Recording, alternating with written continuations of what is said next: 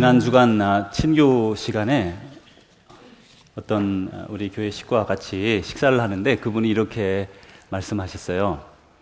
아니 목사님, 우리 한국 교회는 언제부터 예배를 마치고 주일날 식사를 하게 되었습니까? 그 질문을 탁 받는 순간 제가 상당히 흥미있는 질문이다 이런 생각이 들었습니다. 그리고는 이제 생각해 봤죠. 그랬더니 제가 답을 잘 모르겠는 거예요. 왜냐하면 저는 모태신앙으로 태어났습니다. 그래서 어렸을 때부터 교회를 다녔는데 제가 기억에 나는 한 하여간 제가 어렸을 때부터 교회에서 밥을 먹었거든요. 그런데 또 다른 교회는 안 그런 교회도 있을 수 있고, 또 제가 답을 못하는 이유가 저보다 먼저 태어나신 분들은 어땠을까, 이게 또 이제 모르잖아요. 그래서 그 주일에 바로 우리 이제 연세 많으신 분들, 신앙생활을 오래 하신 분들께 여쭤봤더니 그 답이 각양각색이어서 이거 확실히 아직 모르겠다 이런 생각을 가지고 연구 중에 있습니다.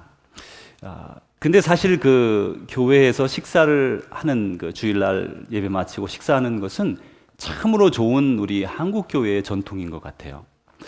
제가 선교지에 이렇게 여러 군데 다녀보고 해도 예배 후에 식사하는 곳은 정말 단 한 군데도 가본 적이 없습니다.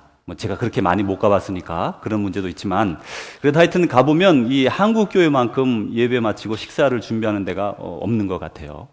그런데 이것은 그 우리 한국 교회의 전통이 아니라 사실상 그 2000여 년 전에 우리 초대교회의 전통인 걸 알 수가 있어요. 초대교회 때에는 이렇게 애찬이라 love feast라고 하는 거를 같이 했다고 합니다. 고린도서에서도 그런 말씀이 나오는데 교회에 오는 때에 음식을 가지고 와서 같이 이렇게 나누어 먹었다, 그런 말씀이 있어요. 그래서 그때는 애찬이라는 것과 성찬이라는 것이 있었다고 합니다. 애찬은 누구나 다 같이 나누어 먹는 것이고, 성찬은 세례받은 사람들만 따로 분리해서 성찬식을 가졌다고 합니다. 그래서 많은 사람들이 초기 교회에는 이 교인들은 피를 마신다 이런 소문이 났다고 그렇게 합니다. 그런데 이제 그 애찬이라는 게 있었는데 점점점 세월이 가면서 애찬이 없어지고 성찬만 남게 되었다고 교회사에서 말합니다. 그러니 우리 한국 교회는 그 많은 세월 동안 잊어버렸던 것을 되찾은 아주 훌륭한 교회다, 그런 생각이 듭니다. 이제 제가 우물쭈물 대답을 못하고 잘 모르겠는데요, 이렇게 말씀을 하고 있는데 옆에서 그 부인께서 이렇게 말씀하셨어요. 그래서 교회에 같이 다니는 사람을 식구라고 부르는군요. 우리가 한솥밥을 먹으니 식구지요. 그 말씀이 얼마나 정답처럼 들리는지요. 우리가 예배를 마치고 한솥밥을 먹으니 식구, 같이 밥 먹는 사람이 식구잖아요. 그래서 식구가 맞고, 또 영적으로 하나님 말씀을 늘 묵상하고 같이 생각하니 영적인 식구요. 이래서 영적으로 육적으로 우리는 식구더구만요. 그래서 제가 이제 한국에 있는 교회사가 목사님들, 교수님들을 지금 이제 연락하고 있습니다. 한국의 밥을 예배 마치고 언제부터 먹었으며 왜 먹기 시작했느냐, 이게 제가 궁금해졌어요. 그래가지고 지금 연구 중에 있는데 연구가 다 끝나거들랑 제가 한번 보고해서 올리겠습니다. 자, 이제 이렇게 그분의 말씀에 의하면 우리가 한솥밥을 먹으니 식구구만요 하는 말씀이 저한테 확 와닿았어요. 여러분은 어떻게 생각하세요? 그렇죠. 우리가 그러니까 식구죠. 성경 말씀에 보니까 이렇게 말씀하셨어요. 너희는 양자의 영을 받았으므로 우리가 하나님을 아빠, 아버지라 부르짖느니라. 성령이 친히 우리의 영과 더불어 우리가 하나님의 자녀인 것을 증언하시나니, 자녀이면 또한 상속자, 곧 하나님의 상속자요, 그리스도와 함께한 상속자니 우리가 그와 함께 영광을 받기 위하여 고난도 함께 받아야 할 것이니라. 이 로마서 8장의 말씀 15절의 말씀을 보니까 너희는 양자의 영을 받았으므로 우리가 하나님을 아빠, 아버지라 부르느니라, 이렇게 말씀하시죠. 그래서 우리가 식구라고 부르는 데는 같이 밥을 먹고 또 영적인 말씀의 교제를 나누는 것도 있지만, 그거보다 먼저 우리는 이 믿을 때에 성령이 우리에게 임하면서 우리가 하나님의 자녀가 되었기 때문에 우리는 하나님께 이렇게 한 식구라고, 하나님 안에서 식구로 부름을 받는 것이죠.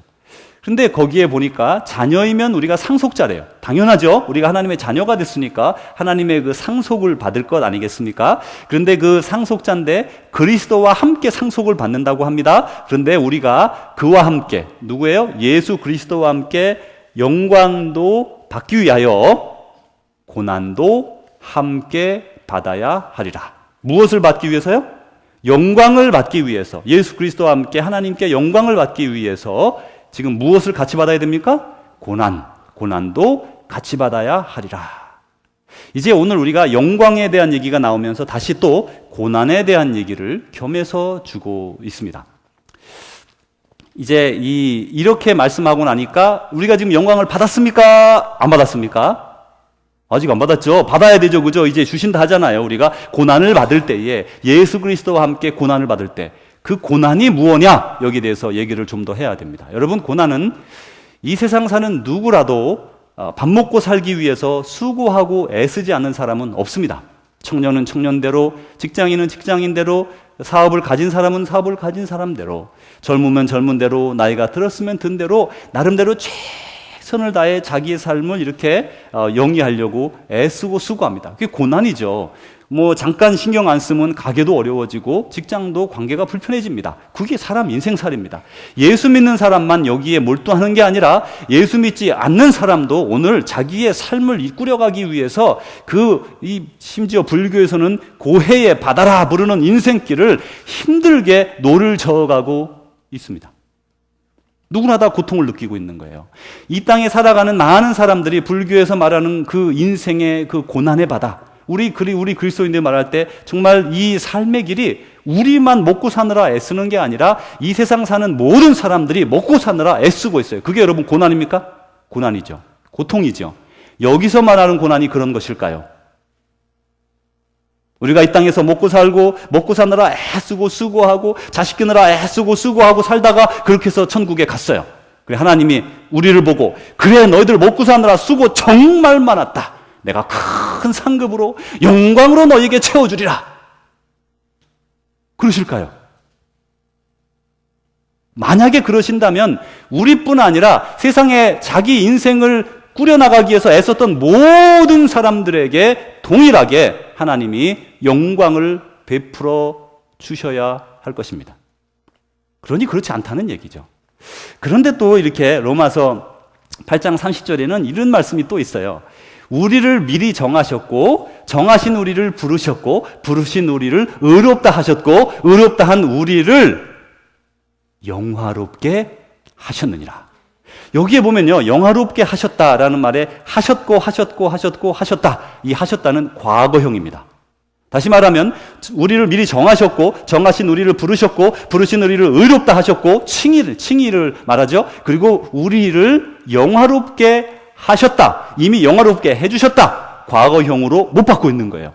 아니 그러면 조금 전에 말씀하셨던 영화롭게 그리스도와 함께 하나님 안에서 영화로움을 받기 위하여 고난도 함께 받으라 했는데 여기서는 영화를 받았다 이렇게 말씀하고 있죠. 이것은 우리 신분의 변화에 대해서 말씀합니다. 우리는 만물의 영장입니다. 사람들은 만물의 영장인데 우리 만물의 영장으로 태어나 살아가는 사람들에게 하나님은 믿음을 통해서 예수 그리스도를 믿음으로 말미암아 하나님의 자녀가 되는 권세를 주신 거예요. 그래서 저와 여러분이 양자의 영을 받아서 우리는 하나님의 자녀가 된 것이에요. 만약에 지금이 무슨 제국시대라고 하면 우리가 황제의 아들이 되었다, 왕의 아들이 되었다, 그러면 지나가는 사람들이 어휴 왕자님, 어휴 공주님 그럴 거 아니겠습니까? 그 왕족만 돼도 말이죠, 그렇게 된단 말이에요. 근데 우리가 누가 됐어요? 하나님의 자녀가 된 것이에요. 세상 사람들은 알아보지 못할지라도 사탄과 마귀는 우리를 알아서 두려워하고요, 그리고 하나님의 천사들은 우리를 보호하려 따라다니고 있는 것입니다. 영적인 눈으로 볼 때는 우리는 신분이 이 세상 사람과 전혀 비교할 수 없는 새로운 존재가 되었다는 거예요. 그래서 우리는 이미 영화를 입은 것이에요. 여러분, 이제 우리가 이제 왕족이 되어서 천민이었다가 왕족이 되었다고 해보세요. 노예였다가 왕족이 되었다고 해보세요. 그럼 우리가 가는 곳마다 사람들이 우리를 높여주고 영화를 누리죠. 지금 우리는 바로 하나님의 자녀된 영화를 누리고 있는 것입니다. 그래서 오늘 우리 인사 나눌 때에 우리 한 번 더 이 내용을 확인시켜 드리기 위해서 집사님은, 선생님은 혹은 권사님은 장로님은 하나님의 아들입니다. 하나님의 딸입니다. 이렇게 인사를 나누려고 하는데 그 전에 먼저 두 분 소개해 드리겠습니다. 안신영 우리 학생은 게스턴에서 오늘 방문 왔어요. 또 별이 김별 우리 학생 게스턴에서 우리 방문 왔습니다. 우리 잠깐 일어나 보시겠어요? 네, 우리 둘이 네, 감사합니다. 우리 다 같이 일어나셔서 우리 10분 이상 우리 인사 나누겠습니다. 당신은 하나님의 딸입니다. 당신은 하나님의 아들입니다. 네. 뭐 다 맞는 거지만 또 한번 확인하면서 하는 겁니다. 만나서 반갑습니다. 또 이렇게 인사 나누고요. 또 주님의 이름으로 축복합니다.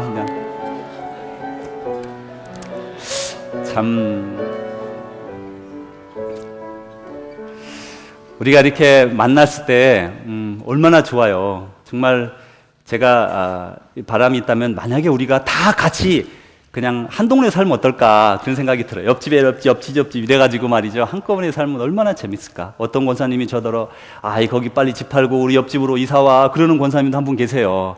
그리고 참 같이 살고 싶고 늘 보고 싶고 만나고 싶고 이런 사랑하는 좋은 아름다운 믿음의 공동체를 특별히 이민의 땅에서 허락해 주신 하나님께 크게 감사드립니다. 이제 다시 한번 우리가 그 관계를 좀 생각을 해보죠.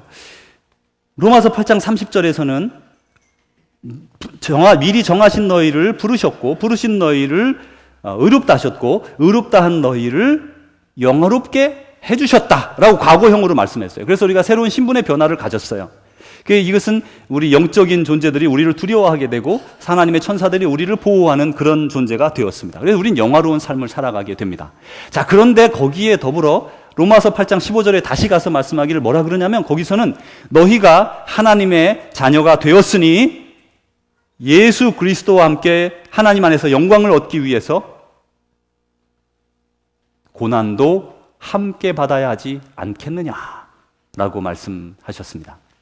여러분, 이 고난이라는 것은 아까 말씀드린 것처럼 우리가 내 삶을 꾸려가기 위해서 더 잘 살기 위해서 더 행복하고 안정된 삶을 살기 위해서 우리가 하고 있는 그런 고난, 그런 삶의 역경과는 다른 것임을 직감적으로 깨달아 알 수가 있습니다. 우리 사람들에게는 하나님께서 우리 각자의 삶을 부르셔서 바로 오늘의 자리, 믿음의 자리로 불러주셨는데 여기에는 하나님의 뜻과 목적이 다 들어있다는 것이에요. 이제 하나님께서 우리를 부르셨을 때, 특별히 고난의 길로 부르셨을 때, 고난을 좋아하는 사람이 세상에 어디에 있습니까? 저나 여러분이나 먹고 사는 힘든 것, 인생의 고난이든지 혹은 다른 고난이든지 우리는 원하는 사람은 아무도 없을 것입니다. 그런데 사랑하는 성도 여러분, 예수님은 자신의 인생을 꾸려가기 위해서, 좀 더 유명해지기 위해서, 생활의 안정을 위해서 그런 고난을 취한 것이 아니라 저와 여러분처럼 가치 없는 사람, 죄인, 버림받아 마땅한 사람, 그런 사람들을 위해서 자신의 인생을 내던져 고통 가운데 고난을 스스로 받으셨다는 거예요. 바로 그 고난을 말씀하고 있는 것입니다. 저와 여러분이 지금 어떤 고난을 받고 있습니까? 특별히 다른 사람을 위해서, 하나님의 영광을 위해서 여러분은 어떤 고난을 자발적으로 선택하셨습니까?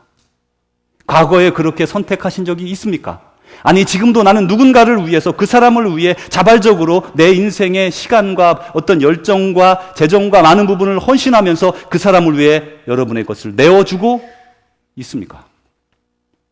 오늘 그 고난에 대해서 말씀하고 있는 것이죠. 그런데 이 고난은 예수님이 걸으신 고난의 길인데 그 걸으신 고난의 길을 거의 600여 년 전에, 예수님이 이 땅에 오시기 600여 년 전에 이사야라고 하는 선지자를 통해서 미리 성경에 기록을 해놓으셨어요. 나의 종이 있는데 그 종이 이런 고난을 받을 것이다. 그리고 그가 어떻게 될 것이다. 그 고난을 예언으로 600여 년 전에 미리 성경에 기록해 놓은 것이 오늘의 말씀입니다. 그런데 오늘 말씀 가운데 첫 부분을 보면 이렇게 말씀하세요. 하나님은 고난받으실 예수님에게 먼저 영광을 약속했다는 거예요.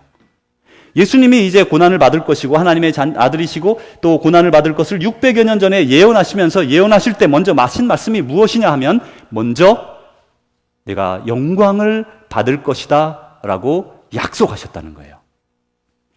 고난을 받게 될 예수님, 그 예수님을 향해서 하나님은 먼저 그에게 너는 그 고난을 통해 영광을 받을 것이다 라는 약속을 주셨다는 거예요. 오늘 그래서 13절을 보니까 이렇게 말씀합니다. 보라 내 종이 형통하리니 받들어 높이 들려서 지극히 존귀하게 되리라. 보라 내 종이 형통하리니 받들어 높이 들려서 지극히 존귀하게 되리라. 예수님에게 미리 이런 약속을 주셨습니다. 제가 이제 전에 어떤 기회에 한국의 유명한 탤런트를 이렇게 접견한 적이 있었습니다. 제가 섬기던 교회에 그 가족이 친척이 살아요. 뭐 이렇게 언니 동생. 그래가지고 그분이 이제 언니가 한국에서 왔어요. 그러면서 소개를 하는데 보니까 이분 텔레비전에서 보는 아주 그 고운 분인데 한 60세쯤 되신 분인 거예요. 그래서 저같이 텔레비전 잘 안 보는 사람도 이름은 누군지 모르지만 하여간 아는 분은 확실합니다, 제가.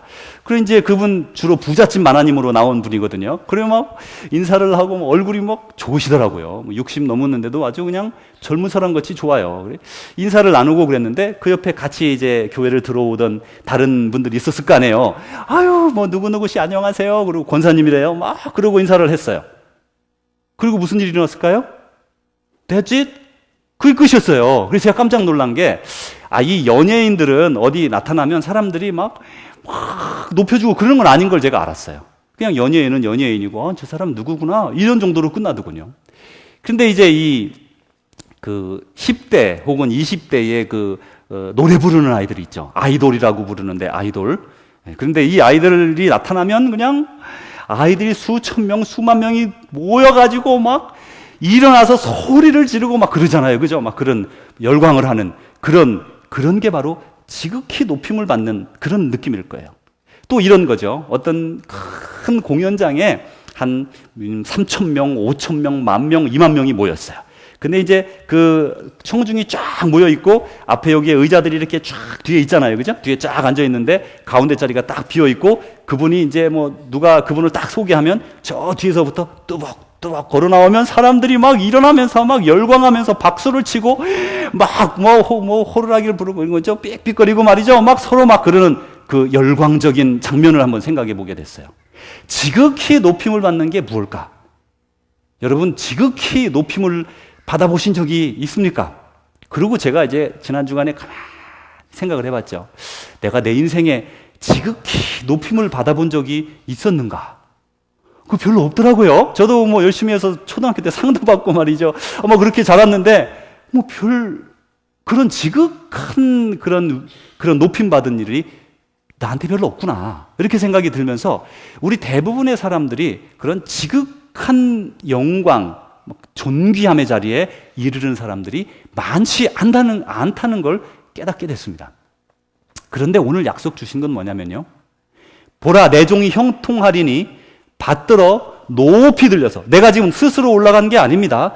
누가 나를 높이 올려주어서 지극히 존귀하게 되리라. 어떤 사람에게요? 어떤 사람에게? 하나님과 함께, 하나님에게 그리스도와 함께 고난을 이 땅에서 하나님의 영광을 위하여 받는 자들에게. 누구에게요? 하나님을 위하여, 이웃을 위하여 예수 그리스도와 함께 고난을 받는 자에게 이와 같은 존귀함을, 지극히 존귀하게 됨을 허락하시겠다고 합니다. 어떤 분이 그러셨어요. 성경 공부할 때, 아니 뭐 천국에 가면 다 된 거지, 거기 가서 뭐 더 좋고 나쁘고 뭐가 있겠어요? 그냥 거기만 가면 돼요. 그렇습니다. 그렇습니다. 성경에 그런데 이렇게 말씀하셨어요. 너희들이 이 땅에서 행한 대로 받으리라. 분명히 어떤 것인지 모르지만 우리가 저 천국에 이르면 분명히 거기에서 이 땅에서 살아간 것에 대한 하나님의 그 성실성에 대한 응답이 있습니다. 근데 그것이 지극히 존귀하게 되리라. 어떤 사람에게? 예수 그리스도와 함께 이 땅에서 자발적으로 하나님의 영광을 위하여, 하나님의 뜻을 위하여, 그리고 다른 사람들을 위하여 우리가 고난을 받았을 때에 그런 자리에 이르게 된다고 약속을 먼저 예수님에게 주셨다는 거예요. 이렇게 약속을 주시고 나서 두 번째로 예수님에게는 흠모할 만한 아름다운 것이 없었다. 또 이렇게 말씀하셨어요. 예수님에게 흠모할 만한 아름다운 것이 없었다. 그러면서 이렇게 성경에서 표현합니다. 주 하나님 앞에서 자라나기를 연한 순 같고 마른 땅에서 나온 뿌리 같아서 고운 모양도 없고 풍채도 없은즉 우리가 보기에 흠모할 만한 아름다운 것이 없도다. 결론적으로 말하면 볼품이 별로 없다. 그런 말이죠. 그러면서 3절에 또 계속 이렇게 말합니다. 그는 멸시를 받아 사람들에게 버림받았다. 얼마나 안타깝습니까? 볼품 없는 사람이 버림을 받았네요. 간고를 많이 겪어서 질고를 안다. 마치 사람들이 그에게서 얼굴을 가리는 것 같이 멸시를 당하였고 우리도 그를 귀히 여기지 아니하였다. 유대인들도 같은 동족도 이렇게 귀하게 여기지 않는 멸시받은 이런 사람 예수님. 사랑하는 성도 여러분, 이것은 하나님의 시각과 사람의 시각을 나타내는 거예요. 우리 사람들은 세상에서 괄목할 만하고 멋지고 훌륭하고 그리고 아름답고 예쁘고 그리고 크고 웅장하고 이런 걸 좋아하는 거예요. 그게 사람의 본성입니다. 그런데 성경에서는 그 사람의 어떤 이 땅에서 이룬 업적이나 혹은 가진 재물의 정도나 혹은 여러 가지 가진 학문의 어떤 그런 업적이나 이런 것들 가지고 사람을 평가하는 것이 아니라 그 마음 속에 들어있는 아버지 하나님의 뜻을 이루고자 하는 그 마음을 보신다는 것을 말씀해 주고 있는 거예요. 이 사람의 가치는 우리는 재정적인 것으로 얼마나 많이 가진 사람이냐, 얼마나 많이 배운 사람이냐, 혹은 얼마나 많이 여러 가지 인정을 받은 사람이냐, 명예를 받은 사람이냐, 이런 것으로 생각할 수 있습니다. 그러나 하나님이 보시는 사람의 가치는 하나님의 뜻을 그 사람이 따르고 있는가 아닌가에 있다는 것을 말씀해 주고 있는 거예요. 그래서 이 예수님께서는 아주 볼품도 없고 풍채도 없고 보잘것도 없었다. 여러분, 저 같은 사람이 이런 말씀에 얼마나 위로를 받는지 아세요? 여러분도 저랑 비슷한 배를 탄 분도 한두 분 보이는데 여러분도 위로를 받으십시오. 풍채가 없어도 괜찮고 좀 못생겨도 괜찮고 좀 키도 좀 작아도 괜찮고 눈도 나빠도 괜찮아요. 사람은 무엇을 하느냐가 중요하겠지만 그거보다 더 중요한 것은 그 일을 어떻게 하느냐입니다. 청소를 해도 어떤 사람은 밥 먹고 살기 위해 할 수 없이 청소하는 사람이 있는 반면에 어떤 사람은 그 작업의 소명을 가지고 정말 거기에서 자기의 주어진 자리에서 하나님의 뜻을 실행하는 사람들이 있어요. 무슨 일이 주어졌든지 하나님의 뜻을 그곳에서 이룰 수가 있는데 그 뜻을 이루는 사람이 하나님 앞에 가장 아름다운 삶을 살아가는 사람들이라는 그런 말씀이에요. 이제 이렇게 두 번째로는 예수님은 흠모할 만한 아름다운 모습이 전혀 없었답니다. 세 번째로 예수님의 찔림은 우리의 허물 때문이다. 이렇게 말씀하셨어요. 우리의 허물 때문에 우리 죄악된 우리를 대신해서 예수님이 십자가에 돌아가시게 되었습니다. 그 십자가, 로마 제국이 고안해낸 많은 사형의 방법들 중에 가장 오랫동안 고통받으며 죽도록 만들어낸 그런 방법이 십자가형이라고 합니다. 온갖 고통을 다 맛보고 여러 시간 동안 반나절 이상 동안 고통당하다가 몸에 피가 다 빠져 심장마비로 결국 죽게 되는 그런 십자가형을 예수님이 당하게 되었는데 바로 저와 여러분처럼 아무 하나님께서 그렇게 하지 않아도 되는 아직 주님을 알지도 못하고 아직 하나님을 믿지도 않는 우리 같은 사람들에게 무가치한 사람들을 위해서 예수님은 그 피를 흘리셨다는 거예요. 그가 찔림은 우리의 허물 때문이요 그가 상함은 우리의 죄악 때문이라. 그가 징계를 받음으로 내가 평화를 누리고 그가 채찍에 맞음으로 우리가 나음을 입었도다. 예수 그리스도의 고난을 통해서 우리가 오늘 새로움을 덧입게 된 것입니다. 우리는 다 양 같아서 그릇 행하여 각기 제 길로 갔거늘 여호와께서는 우리 모두의 죄악을 그에게 담당시키셨도다. 예수 그리스도는 우리와 같은 못난 이를 위해서 그 십자가를 지셨습니다. 사랑하는 성도 여러분, 우리는 다 양 같아서 그릇 행하여 그릇된 길로 나아가게 됩니다. 예수님께서 이 십자가를 지시고 우리에게 말씀하셨어요. 누구든지 나를 따라오려거든 자기를 부인하고 자기 십자가를 지고 나를 따를 것이니라. 예수님이 먼저 그 십자가를 지셨고 골고다를 올라가셨습니다. 우리를 위해서, 저와 여러분의 죄악을 위해서 대신 고통 가운데 고통을 받고 돌아가셨습니다. 그리고 그 고통받으신 주님이 우리를 나를 따르라 말씀하시는 우리들에게 이렇게 말씀하셨어요. 우리 같이 한번 읽어보겠습니다. 누구든지 나를 따라오려거든 자기를 부인하고 자기 십자가를 지고 나를 따를 것이니라. 아멘. 우리에게 십자가가 있습니다. 내 삶을 더 윤택하게 만들기 위해서, 혹은 내가 목표하는 바를 이루기 위해서 우리가 애쓰고 수고해야 될 많은 것들이 있습니다. 그런데 지금 주님은 우리에게 말씀하시기를, 너는 얼마나 다른 사람들을 위해서 그들을 대신하여 그 십자가를 진 적이 있는가 물어보고 있습니다. 사랑하는 성도 여러분, 솔직하게 여러분 자신에게 물어보십시오. 나는 다른 사람들을 위해서 실제로 얼마만한 고통을 내가 스스로 선택하였는가? 지난 주간에 성경 공부를 하면서 이 말씀을 잠깐 나눌 기회가 있었습니다.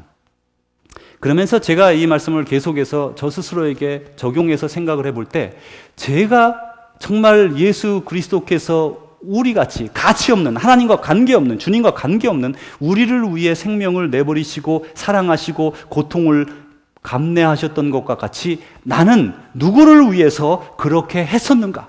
아니, 누구를 위해서 지금 그렇게 하고 있는가를 묻게 되었습니다. 그럴 때에 그 답변이 제가 별로 한 게 없더라고요. 한 게 없더라고요. 여러분은 어떠세요? 이제까지 살아오시면서 여러분이 다른 사람을 위해서, 그 사람의 그 여러 가지 모양을 위해서 여러분의 자신을 내어주고 여러분 자신을 희생하고 여러분이 그 고통을 대신 감내했던 그런 경험이 있으면 여러분 한번 떠올려 보시기 바랍니다. 어쩌면 우리는 세상 사람들처럼, 세상 사람들 다 그러는 것처럼 자기 삶 하나 꾸려가기 위해서, 내 인생 성공하기 위해서, 내 이름 내기 위해서, 내 인생만을 위해서, 내 가족만을 위해서 이때까지 걸어왔던 사람들은 아니었는가를 다시 한번 물어보게 되는 것입니다. 생각하건대 현재의 고난은 장차 우리에게 나타날 영광과 좋게 비교할 수 없도다. 지금 우리가 받는 고난, 예수 그리스도를 위하여, 하나님을 위하여, 그리고 나와 상관없는 다른 사람들을 위하여 우리가 받는 고난, 여러분, 그 고난은 무가치한 것이 아닙니다. 여러분이 받는 그 고난을 통해서 여러분은 앞으로 무한한 영광을 하나님 나라에서 받게 될 것입니다. 만약에 저와 여러분이 이러한 고난을 전혀 택하지 않았어요. 그렇게 살다가 주님 앞에 갔을 때에 과연 우리는 어떤 상급을 받을 것이며 주님 앞에 무슨 말씀을 드릴 수 있겠습니까? 오늘이 기회입니다. 작년에도 그러했고 재작년에도 그러했고, 아니 어쩌면 오늘까지도 우리는 세상 사람들이 살아가는 방식처럼 이 땅에서 잘 살고 장수하고 건강하고 행복하고 복된 길을 선택하기 위하여 하나님의 도움이 필요했는지 모릅니다. 하나님, 내 인생을 도와주십시오. 주님이 있어야만 나는 이 인생에서 성공할 수 있습니다. 나를 성공시켜 주십시오. 이제까지 우리는 이런 유사한 생각을 가지고 살아왔다면 이제는 하나님, 제가 여기 있습니다. 저를 사용하셔서 아버지의 뜻을 이루어 주옵소서. 아버지의 뜻을 위하여, 또한 어려운 사람들을 위하여, 주위의 사람들을, 이웃들을 위하여 제가 고난을 감내하겠습니다. 그 고통을 감수하겠습니다. 나를 써 주옵소서. 우리의 인생이 올해를 기점으로 그런 인생으로 바뀌어지기를 주님의 이름으로 축복합니다. 기도하겠습니다. 하나님 아버지, 감사합니다. 2014년 성숙하는 해로 우리를 불러주셔서 이제 성숙의 길로 나아가려고 애쓰고 수고합니다. 하나님이 주신 말씀처럼 나 자신의 인생만을 위해서 살아왔던 우리들이지만 이제부터는 다른 사람을 위하여 고통을 내가지고 고난도 감내하는 예수 그리스도의 모범을 따라 우리도 내 십자가를 지고 우리들의 십자가를 지고 주를 따르는 거룩한 주의 백성 되게 하여 주옵소서. 여기 있는 모든 주의 백성들이 바로 그 길을 자발적으로 걸어가서 하나님 나라에 이르렀을 때에 지극히 존귀함 받는 모든 성도들 되도록 주여 축복하여 주옵소서. 예수님 이름으로 기도합니다. 아멘. 사랑하는 주의 제자 여러분, 주님께서 우리를 지극히 높은 자리로 초청하시고 또 이미 우리를 영화롭게 하셨고 온전히 영화롭게 하는 자리로 부르셨습니다. 그것은 그리스도와 함께 영광을 받으면서 그리스도와 함께 고난도 받는 것이라 말씀합니다. 여러분의 인생의 길을 정하십시오. 여러분 자신과 가정을 위한 인생을 살아갈 것인지, 아니면 그와 더불어 하나님의 나라와 하나님의 뜻과 사랑과 자비의 삶을 살아갈 것인지 여러분 선택해야 합니다. 자신을 위한 이기적인 삶에서 벗어나 예수 그리스도의 이타적인 삶을 따라가는 우리 모두가 되어 하나님 나라에서 지극히 존귀함 받는 자들 되기를 축복합니다. 이제는 우리 구주 예수 그리스도의 은혜와 하나님의 사랑하심과 성령님의 교통하심이 오늘도 부르심을 받고 결단하며 그 길로 나아가기로 작정하는 사랑하는 주의 종들과 사랑하는 우리 조국 대한민국과 사랑하는 이 땅 미국 땅과 전 세계 예수 그리스도 안에서 함께 믿음의 형제자매 된 모든 이들과 오늘도 믿음을 지키기 위하여 핍박과 압박 속에서도 두려워하며 주님을 부르짖고 있는 사랑하는 믿음의 형제자매들 위해 이제로부터 영원히 함께 하시기를 축원하옵나이다. 아멘.